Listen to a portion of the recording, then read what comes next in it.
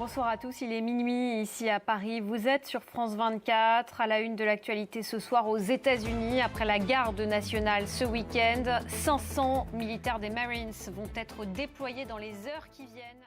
Mais d'abord, on va prendre la direction des États-Unis où la situation, je vous le disais, est toujours très tendue à Los Angeles. Après 3 jours d'affrontements entre les forces de l'ordre et les manifestants.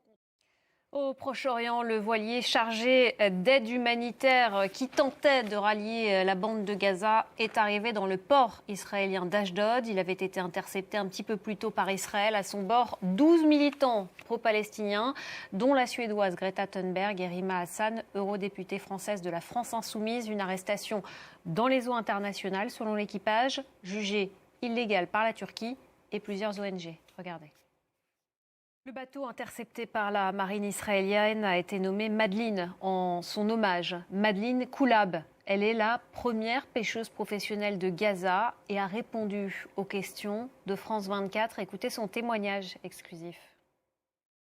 La 3e conférence pour les océans s'est ouverte ce lundi matin à Nice, sur la Côte d'Azur. Et pour cette première journée, les appels à la mobilisation et au multilatéralisme se sont multipliés. L'un des enjeux, c'est de protéger la haute mer, l'immense partie des océans qui n'appartient à personne, à aucun État.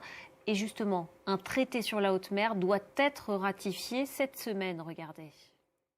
Pour finir ce journal, on va partir en Syrie. Dans la province d'Idlib, les travaux de reconstruction en cours permettent, vous allez le voir, de faire d'importantes découvertes archéologiques. Des ouvriers viennent de découvrir un complexe funéraire de l'époque byzantine. Olivier Fessol. Restez avec nous dans un instant. Le débat sur France 24, présenté ce soir par Stéphanie Antoine.